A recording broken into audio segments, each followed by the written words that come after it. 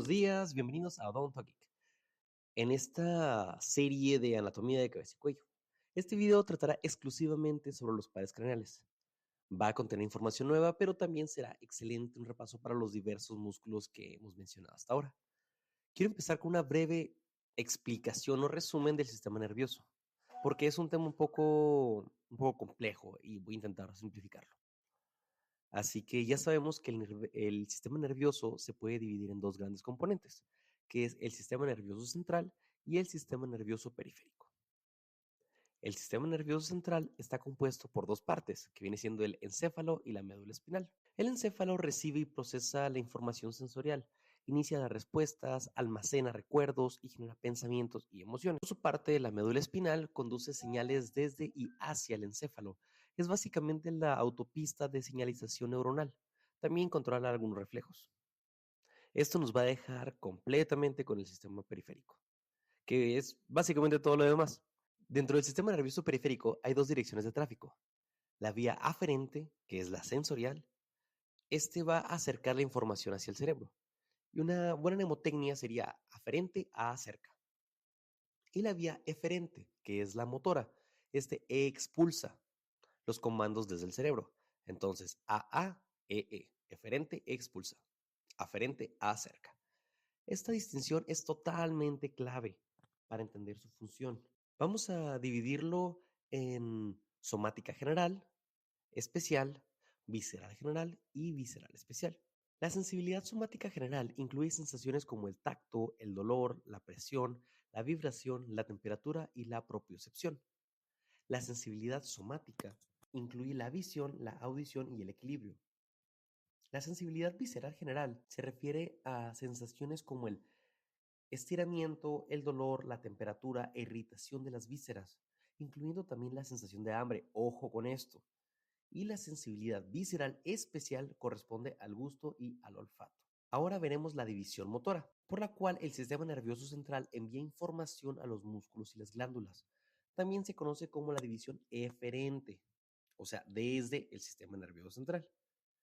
La división somática controla los movimientos voluntarios de los músculos esqueléticos. La división motora visceral es básicamente el sistema nervioso autónomo que gestiona todas las respuestas involuntarias del músculo liso. Este sistema también se divide en dos. Aquí es importante recordar la respuesta de lucha o huida, la cual es controlada por el sistema nervioso simpático. En resumen, todo este proceso comenzaría en medio de una vía aferente del sistema nervioso periférico, la cual llevaría información al sistema nervioso central a través de la médula espinal. El encéfalo va a procesar toda esta información y luego la va a enviar de vuelta a través de la división eferente o motora para ejecutar una acción, ya sea voluntaria o involuntaria.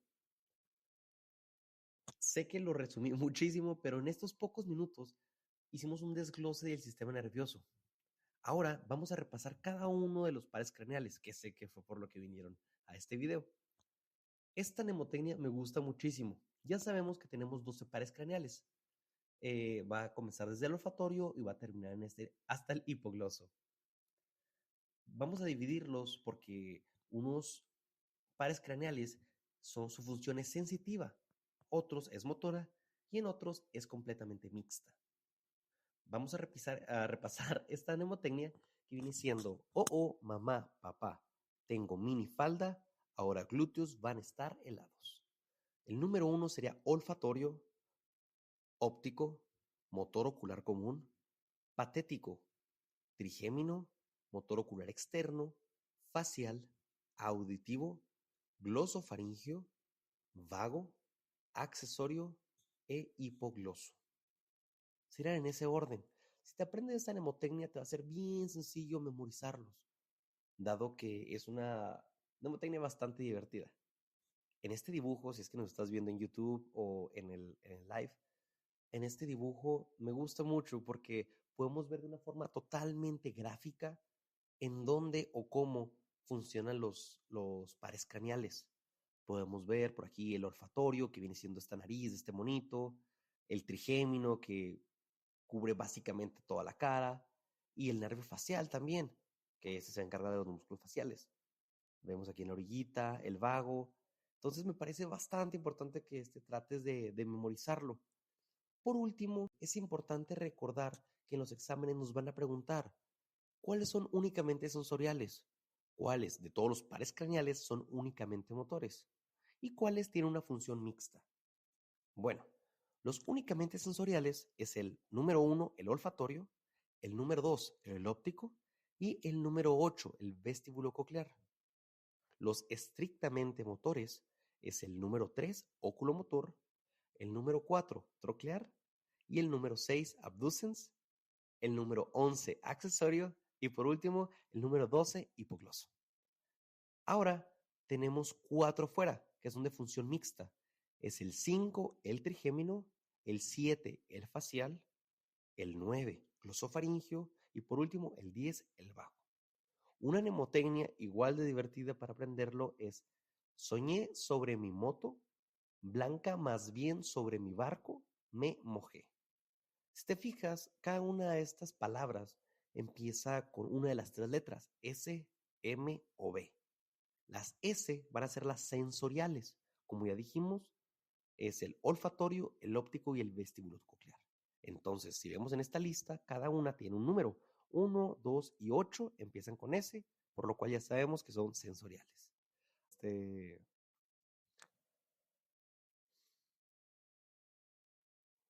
Por último, hablaremos sobre la función mixta, que es el trigémino, el facial, el glosofaringio y el vago. Como ya sabemos, es el 5, 7, 9 y 10. Esta mnemotecnia es bien, bien importante y creo que simplifica muchísimo las cosas. Así que date oportunidad de aprendértela, tomarle captura de pantalla, porque te prometo que va a venir el examen. Ahora sí, dejando las formalidades, empecemos con el nervio olfatorio, que viene siendo el par craneal número 1. Tiene un tipo de fibras aferentes visceral especial. Su origen aparente van a ser las células neurosensoriales del epitelio olfatorio en la cavidad nasal. Estas van a atravesar pequeños orificios de la lámina cribosa del hueso etmoides. Ojo con esto, lámina cribosa del hueso etmoides. Esas terminaciones se unen en el bulbo olfatorio, que envía información a lo largo del tracto olfatorio hasta que finalmente llega al sistema nervioso central con el lóbulo temporal. La corteza olfatoria se encuentra en el lóbulo temporal de la corteza cerebral, donde se procesa toda esta información.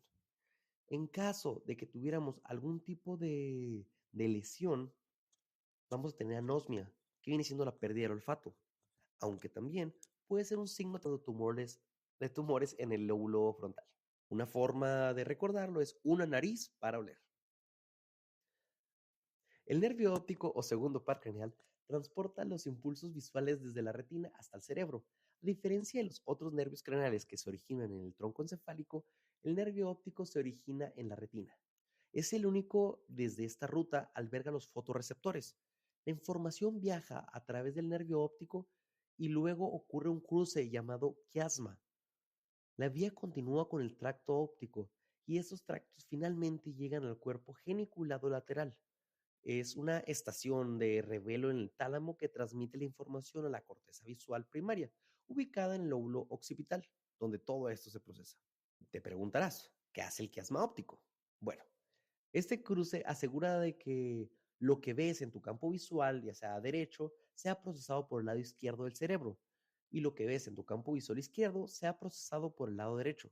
Por ejemplo, si se seccionara el nervio óptico izquierdo, la persona seguiría teniendo una visión periférica del campo visual, proveniente del ojo derecho. La única forma de perder toda la visión del campo izquierdo sería seccionando el tracto óptico derecho, por atrásito del quiasma.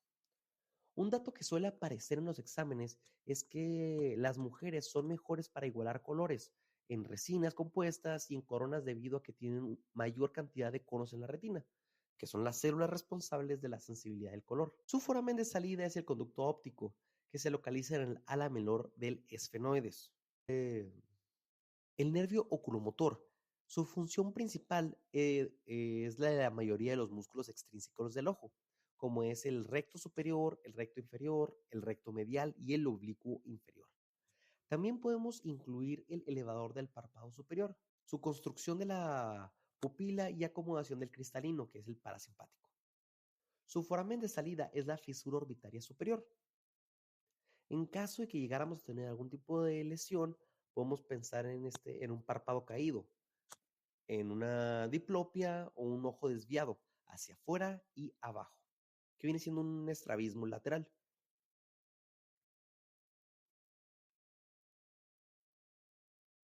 El nervio troclear. Este tiene la función principal de inervar el músculo oblicuo superior del ojo. También lo va a mover hacia abajo y medianamente.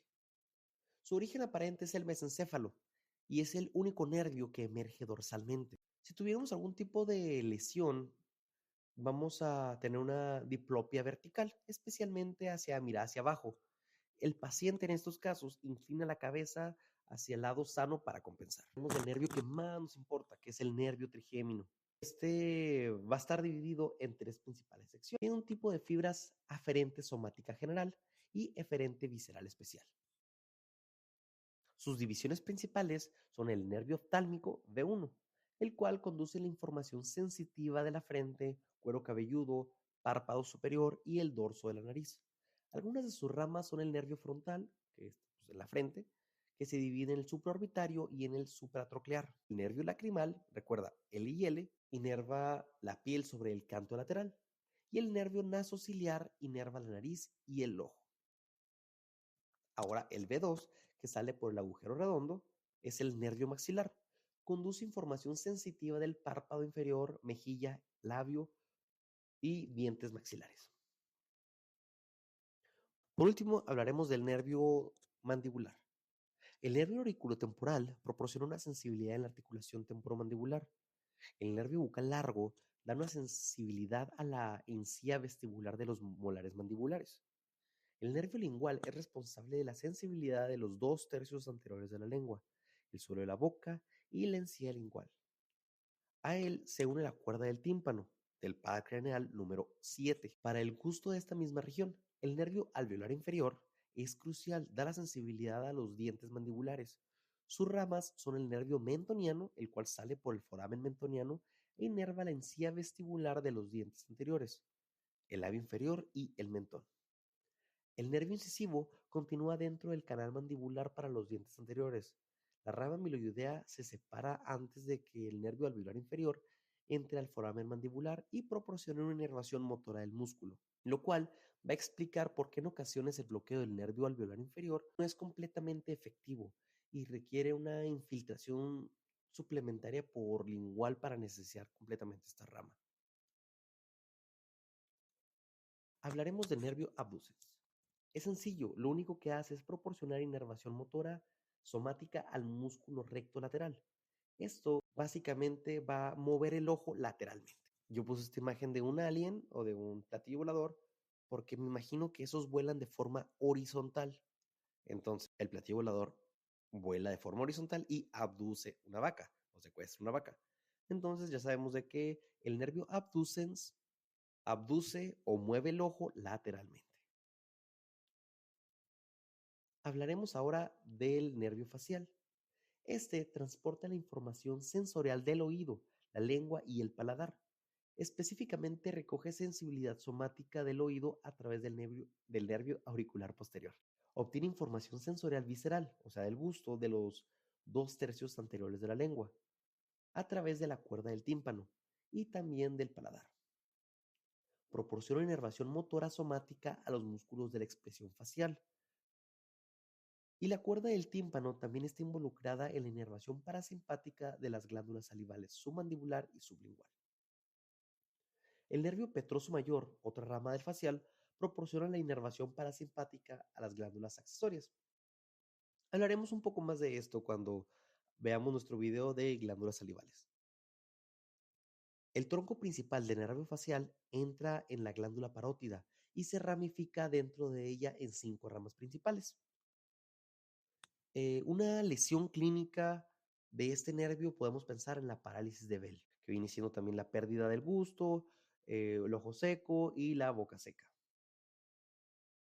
Ahora el nervio vestibulococlear, que viene siendo el número 8. Básicamente detecta el equilibrio, mientras que la rama coclear detecta la audición. Ambas viajan a través del meato auditivo interno. En caso de que este nervio estuviera lesionado, podemos pensar en una sordera o en vértigo y completamente pérdida del equilibrio. Ahora hablaremos del nervio glosofaringio. Es de la vía aferente del reflejo nauseoso. Siempre o trato de recordarlo porque cuando uno quiere vomitar hace glosofaringio. Quizá ayude un poco. Este va a detectar estímulos del tercio posterior de la lengua y la orofaringe. Algo muy notable cuando tomamos algún tipo de impresión con alginato. Este también proporciona una inervación motora somática al músculo estilofaringio y es el único músculo que inerva. Da sensibilidad y gusto a un tercio posterior de la lengua. En una lesión de este nervio podemos pensar en la pérdida del reflejo nauseoso, pérdida del gusto y de la sensibilidad en el tercio posterior de la lengua. También podemos tener algún tipo de disfagia, o sea, dificultad para tragar. Hablaremos del nervio vago. Este es el principal nervio parasimpático de la vía motora, que ejecuta la contracción muscular. Este va a inervar músculos de la faringe y la laringe, como la fonación y la deglución. Proporciona inervación sensorial, aquí lo pueden ver, y motora visceral desde y hacia el corazón, los pulmones, el tracto digestivo, regulando básicamente todos los órganos vitales. Va a aportar una inervación motora somática a la mayoría de los músculos de la faringe, la laringe y el paladar blando, con una excepción, el estilofaringio. Es decir, vamos para no confundirnos entre este y el otro, para una mayor claridad, la sección glosofaringio es la vía sensitiva del reflejo nauseoso. Este va a detectar el estímulo, básicamente, mientras que el nervio vago va a ejecutar la respuesta motora. En caso de que tuviéramos algún tipo de problema con este nervio, podemos pensar en una disfonía, que viene siendo la ronquera, una desviación de la úvula hacia el lado sano y una disfunción parasimpática visceral. Ahora el nervio accesorio. Esos últimos nervios son puramente motores. Yo como lo recuerdo y como trato de recordarlo es que al dar inervación al trapecio y al esternocleidomastoideo, bien sabemos que nos ayuda a encoger los hombros y girar la cabeza. Así que piensa que cuando vas al gimnasio, entrenas un día pecho y al otro día espalda y hombros. Porque generalmente los hombros es como un entrenamiento accesorio. Quizá no es así, la verdad, pero a mí me ayuda a recordarlo. Entonces, es una curiosidad que su raíz espinal se origina en los segmentos de la C1 a la C5 y asciende hacia el cráneo a través del foramen magno y luego sale por el foramen yugular. Algún daño en este nervio nos haría pensar en la incapacidad de encoger los hombros y el aleteo de la escápula. Por último, hablaremos del nervio hipogloso, ¿ok? Este va a proporcionar una inervación motora somática en los músculos de la lengua.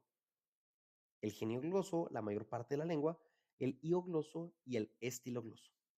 La única excepción es el palatogloso. Como ya sabemos y lo vimos en el video pasado, este es inervado por el nervio vago. La lesión del hipogloso desvía la lengua hacia el lado lesionado. Ojo a eso, por favor. ¿Ok? Básicamente eso es todo por nuestro video de ahora. Espero que les haya ayudado. No olviden dejarle un botoncito de me gusta, compartir con sus amigos para que este canal siga creciendo y así pueda dedicarle un poco más de tiempo. Quiero mandar un saludo gigante a Mariano Ochoa 5750 y a Katri Lalangui, disculpa si lo dije mal, por comentar en el video pasado. Gracias de nuevo por ver este video y nos vemos hasta la próxima. Que tengan un excelente estudio. Por favor, déjenme en los comentarios qué tipo de contenido les gustaría ver en el siguiente video. Hasta la próxima.